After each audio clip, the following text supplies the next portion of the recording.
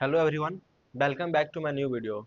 तो आज के वीडियो में हम लोग न्यू चैप्टर पढ़ने वाले हैं, जिस चैप्टर का नाम है मेरा ट्रांजैक्शन एंड कनकरेंसी कंट्रोल। यानी कि आप लोग इसको जानते होइएगा कि ट्रांजैक्शन मतलब क्या होता है। ट्रांजैक्शन यानी कि हम जब किसी बैंक से रिलेटेड कुछ भी ट्रांजैक्शन करते हैं, एक अकाउंट से दूसरा अकाउंट में जो डेटा ट्रांसफर करते हैं, उसी को हम लोग क्या बोलते हैं, ट्रांजैक्शन। आप लोग डेली इसको हम लोग डेली लाइफ में इसको यूज करते हैं, ट्रांजैक्शन को। तो आज का मेरा जो चैप्टर है, आज से जो स्टार्ट होने वाला यही है मेरा ट्रांजैक्शन एंड कंकरेंसी कंट्रोल। तो सबसे पहले हम लोग ट्रांजैक्शन के बारे में पढ़ेंगे, उसके बाद कंकरेंसी कंट्रोल क्या होता है, उसके बाद हम लोग पढ़ेंगे। पहले हम लोग ट्रांजैक्शन के बारे में पूरा चीज देख लेते हैं, आखिर ट्रांजैक्शन क्या होता है। चलिए हम लोग जो आज स्टार्ट करेंगे उसका नाम है transaction.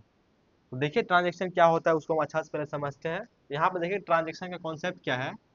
A transaction is a unit of program execution that access and possibly update various data item। यानी ट्रांजैक्शन मतलब क्या होता है कि ये एक तरह से एक प्रोग्राम है जो कि ये एक्सेस करता है। मान लीजिए कोई सा भी मेरा अगर अपडेट होता है, मेरा बैंक बैंक या अकाउंट या कुछ में अगर अपडेट होता है, तो वहां पे मेरा जो है वो मैं रिफ्लेक्ट करना चाहिए, उसी को हम लोग क्या बोलते हैं, ट्रांजैक्शन। यानी कि जैसे कि हम एक एग्जांपल लिए हैं कि transaction to transfer R S इतना, मतलब 500 from account A to account B. यानी कि जब हम किसी एक अकाउंट से दूसरा अकाउंट में वहां पे हम लोग कुछ पैसा ट्रांसफर करते हैं, तो उसको हम लोग क्या बोलते हैं, ट्रांजैक्शन, क्योंकि यहाँ पे ट्रांजैक्शन हो रहा है। अब यहाँ पे देखिए ट्रांजैक्शन, जैसे मान लीजिए पहला एग्जांपल क्या था कि 500 रुपीज है और हम लोग क्या कर रहे हैं, अकाउंट ए से अकाउंट बी में ट्रांसफर कर रहे हैं, इसी को हम लोग क्या बोलते हैं, ट्रांजैक्शन। तो यहाँ पे देखिए कैसे हुआ। जैसे मान लीजिए हम लोग ए के अकाउंट में कितना मान लेते हैं, 2000, और बी के अकाउंट में मान लेते हैं 3000 है। अब यहाँ पे देखिए क्या करेगा ये, सबसे पहले रीड ए, यानी कि ए का जो डेटा है वो रीड करेगा। ए का डेटा कितना है, 2000 है। अब इसमें से क्या बोल रहा है, ए इक्वल टू ए माइनस 500, यहाँ यानी कि ए इक्वल टू ए में कितना है अभी, 2000 माइनस 500, ए में कितना आ जाएगा, अब 1500 रुपया आ जाएगा। अब यहाँ पे ये क्या कर दिया, राइट कर दिया, यानी कि अब ए में कितना बचा, 1500। अब यहाँ पे देखिए 1500 ए में से लेके बी में डाल रहे थे। यहाँ पे देखिए पहले बी का डेटा हम लोग क्या करेंगे, रीड करेंगे। तो यहाँ पे बी का क्या हो जाएगा, 3000। अब यहाँ पे देखिए क्या है, बी में 500 ऐड कर रहा है, यानी इसमें से माइनस करके इसमें ऐड कर रहा है, तो क्या हो गया, 3000 प्लस 500, यानी कि कितना हो गया ये, 3500। 3500 हो गया। अब उसको क्या कर देंगे, हम राइट कर देंगे, तो बी में कितना आ जाएगा, 3500। यहाँ पे ध्यान दीजिए, हम लोग क्या किए कि अकाउंट ए में से जितना अमाउंट था उसमें से हम लोग क्या किए, 500 रुपया ट्रांसफर कर दिए बी के अकाउंट में। इसी को हम लोग क्या बोलते हैं, ट्रांजेक्शन। अब यहाँ पे देखिए इस ट्रांजेक्शन के दौरान बहुत सारा रीजन हो सकता है। जैसे मान लीजिए हम लोग ट्रांजेक्शन जब हम लोग करते हैं एक अकाउंट से दूसरे अकाउंट में, तो सबसे पहला प्रॉपर्टी है एसिड प्रॉपर्टी। उसको हम लोग को ध्यान में रख के करना पड़ेगा, और एसिड प्रॉपर्टी को हम लोग को समझना पड़ेगा कि आखिर एसिड प्रॉपर्टी है क्या। तो देखिए एसिड प्रॉपर्टी क्या है। A transaction is a unit of program execution that access and possibility various data item to preserve the integrating of the data. The database system must be ensured। क्या क्या ensure करना चाहिए, पहला atomicity, दूसरा consistency, तीसरा isolation, और चौथा durability. अब यहाँ पे देखिए एसिड प्रॉपर्टी क्या बोला, जब भी कोई मेरा ट्रांजेक्शन होता है, ये सबसे पहले बात, ये एक प्रोग्राम है एग्जीक्यूशन का, जो कि मान लीजिए कोई डेटा आइटम में कोई भी मेरा वेरिएशन होता है, यानी कि कुछ चेंज होता है, तो वहाँ पे रिफ्लेक्ट करना चाहिए कि मेरा जो डेटा आइटम है रिफ्लेक्ट हुआ है। अब यहाँ पे देखिए जब हम लोग ट्रांजेक्शन करेंगे एक अकाउंट से दूसरा अकाउंट में, तो हम लोग को चार बातों के ध्यान में रखना है। सबसे पहला क्या है कि एटोमिसिटी, यानी कि एटोमिसिटी के बारे में हम लोग पढ़ेंगे। और यहाँ पे देखिए क्या है, कंसिस्टेंसी, दूसरा क्या है, दूसरा नंबर पे कंसिस्टेंसी, तीसरा में क्या है, आइसोलेशन, चौथा में क्या है मेरा, ड्यूरेबिलिटी। यानी कि जब भी हम लोग ट्रांजेक्शन करेंगे तो ये चार बात को हम लोग को ध्यान में रखना होगा।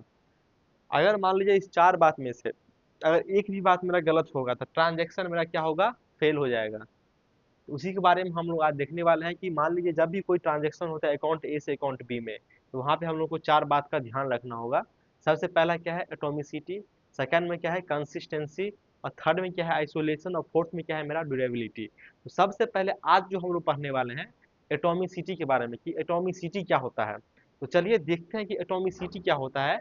जब हम लोग ट्रांजेक्शन करते हैं एक अकाउंट से दूसरा अकाउंट में कुछ अमाउंट जब हम लोग ट्रांसफर करते हैं तो वहाँ पे एटॉमिसिटी का क्या मतलब है। तो चलिए देखते हैं एटॉमिसिटी का क्या मतलब है।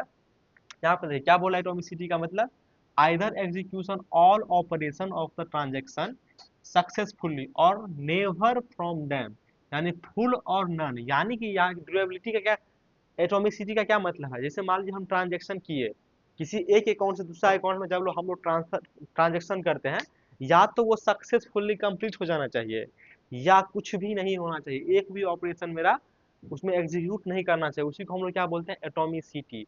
अब यहाँ पे देखिए, यहाँ पे हम लोगों को कुछ प्रॉब्लम आ सकता है एटॉमिसिटी के अंदर। क्या क्या प्रॉब्लम आएगा ट्रांजेक्शन के दौरान, क्या क्या आएगा। सबसे पहले क्या आएगा पावर फेल्योर, यानी कि जैसे मान लीजिए आप लोग रियल लाइफ से थोड़ा रिलेट करिए इसको, जब आप लोग ट्रांसफर करते हैं एक अकाउंट से दूसरा अकाउंट में पैसा, अगर मान लीजिए आप सिस्टम पे हैं, आप सिस्टम से कर रहे हैं, अगर मान लीजिए पावर वहां पे ऑफ हो गया तो वो क्या होगा, पावर फेल्योर, यानी पावर चला गया तो वहां पे क्या होगा ट्रांजेक्शन कैंसिल हो जाएगा। अब हम लोग देखेंगे जब ट्रांजेक्शन कैंसिल हो जाएगा तो हम लोग उसको कैसे अचीव करेंगे, यानी कि वहां पे जब कैंसिल हो जाता है तो वहां पे क्या प्रोसेस चलने लगता है, बैकएंड में क्या प्रोसेस चलता है वो आप लोगों को हम बताएंगे। अब यहाँ पे देखिए सेकंड क्या है हार्डवेयर क्रैश। अगर मान लीजिए ट्रांजेक्शन करते समय अगर हार्डवेयर क्रैश कर जाए तो उसमें भी हम लोग को क्या आएगा ट्रांजेक्शन में प्रॉब्लम आएगा, क्योंकि एटॉमिसिटी का क्या मतलब है, या तो सक्सेसफुली कंप्लीट हो जाना चाहिए मेरा ट्रांजेक्शन या तो मेरा कुछ भी नहीं होना चाहिए। अगर मान लीजिए आप ट्रांजेक्शन कर रहे हैं और वहां पे मान लीजिए पावर फेल्योर हो गया फर्स्ट नंबर पे, तो वहां पे ट्रांजेक्शन में दिक्कत आ सकती है। और हार्डवेयर में अगर कोई दिक्कत आती है तो वहां पे मेरा ट्रांजेक्शन में दिक्कत आ सकती है। और थर्ड में क्या है सॉफ्टवेयर क्रैश, यानी कि अगर सॉफ्टवेयर में भी कोई अगर प्रॉब्लम आती है तो वहां पे भी मेरा ट्रांजेक्शन में कुछ दिक्कत आ सकती है। और मेरा फोर्थ क्या है सिस्टम एंड नेटवर्क एरर और ईटीसी, यानी कि अगर नेटवर्क एरर भी है या सिस्टम एरर भी है तो वहां भी मेरा ट्रांजेक्शन में कोई ना कोई दिक्कत हो सकती है। तो देखिए एटॉमिसिटी का मतलब हम समझ लिए, या तो वो पूरा ट्रांजेक्शन कंप्लीट करेगा सक्सेसफुली या तो कुछ भी नहीं करेगा। अब यहाँ पे देखिए जब मेरा ट्रांजेक्शन कोई मेरा अगर प्रोसेस में है तो वहाँ पे ये सब पूरा प्रॉब्लम आ सकती है। अब यहाँ पे देखिए एक नोट पॉइंट लिखे हैं जो कि आप लोगों को अच्छा से इस नोट पॉइंट पे आप लोगों को ध्यान रखना है। ट्रांजेक्शन के दौरान ट्रांजेक्शन चैप्टर पढ़ने के दौरान इस नोट पॉइंट को आप लोगों को ध्यान में रखना है।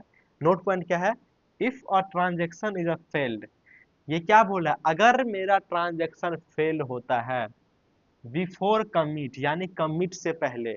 जैसे मान लीजिए कोई कमिट मतलब क्या होता है कि मान लीजिए कोई ट्रांजेक्शन मेरा रन कर रहा है तो वो सक्सेसफुली पूरा अपना ऑपरेशन कंप्लीट कर लेता है, तभी हम लोग कमिट कर सकते हैं। यानी कि जब मेरा एक ट्रांजेक्शन पूरा तरह से अगर कंप्लीट हो जाता है तभी मेरा कोई ट्रांजेक्शन कमिट होता है। कमिट अगर जब मान लीजिए लग गया तो उससे पहले मान लीजिए वो ट्रांजेक्शन फुल्ली कंप्लीट हो चुका रहता है, उसके बाद ही हम लोग कमिट करते हैं। अगर मान लीजिए यहाँ पे इस पॉइंट का क्या कहने का मतलब है, अगर मेरा कोई ट्रांजेक्शन कमिट होने से पहले अगर फेल हो जाता है तो वहां पे क्या आता है then recovery management component roll back. Roll back का देखिए रिकवरी मैनेजमेंट उसको क्या कर देते हैं रोल बैक कर देते हैं। रोल बैक मतलब देखिए जैसे मान लीजिए ट्रांजेक्शन वन, यानी कि कोई ट्रांजेक्शन आप कर रहे हैं और वहां पे मान लीजिए कमिट यानी वो सक्सेसफुली ट्रांसफर होने से पहले अगर उसमें कुछ प्रॉब्लम आती है उस ट्रांजेक्शन के दौरान, तो हम लोग क्या करते हैं यानी कि वो क्या करता है रिकवरी मैनेजमेंट क्या करता है उसको रोल बैक कर देता है। रोल बैक का मतलब क्या होता है उस ट्रांजेक्शन को फिर से ऑपरेट करना पड़ेगा, यानी कि उसमें जितना भी मेरा ऑपरेशन था उसको शुरुआत से पूरा ऑपरेशन को फिर से एग्जीक्यूट करना पड़ेगा, तभी हम लोग का फिर प्रोग्राम सक्सेसफुल ट्रांसफर हो सकता है, यानी कि ट्रांजेक्शन मेरा वहां पे सक्सेसफुल हो सकता है।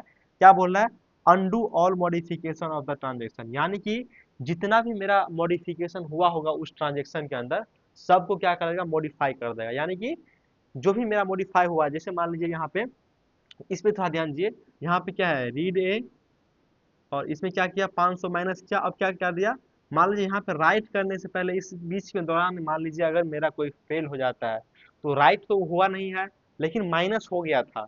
मान लीजिए ऐसा मान लीजिए कि आप अपने अकाउंट से अपने दोस्त के अकाउंट में कुछ मान लीजिए पैसा ट्रांसफर किए हैं, मान लीजिए ट्रांसफर कर दिए आपके अकाउंट से पैसा कट गया, लेकिन आपके अकाउंट में मान लीजिए अपडेट नहीं हुआ। जैसे मान लीजिए आपके अकाउंट में पहले 2000 था, अगर 500 रुपये ट्रांसफर कर दिए तो मैसेज आ गया आपका कि हाँ आपका 500 रुपये कट गया। लेकिन अगर वहाँ पे अपडेट नहीं होगा, जैसे कि मान लीजिए वहाँ पे अगर आपके अकाउंट में अपडेट नहीं होगा यानी 1500 नहीं दिखाएगा और 2000 का 2000 ही दिखाएगा, तो आप लोग कंफ्यूज हो जाइएगा। तो यहाँ पे मेरा ट्रांजेक्शन का जो है एटोमिसिटी का रोल आता है कि अगर मान लीजिए कोई ट्रांजेक्शन ऐसे इस तरीका से होता है तो क्या करेगा, उस ट्रांजेक्शन को रोल बैक कर देगा। यानी कि जो भी मेरा माइनस हुआ था बाद में उसको क्या करेगा, 24 घंटा के अंदर उसको फिर से उसी अमाउंट पे यानी कि माइनस नहीं करेगा, उसको रोल बैक कर देगा।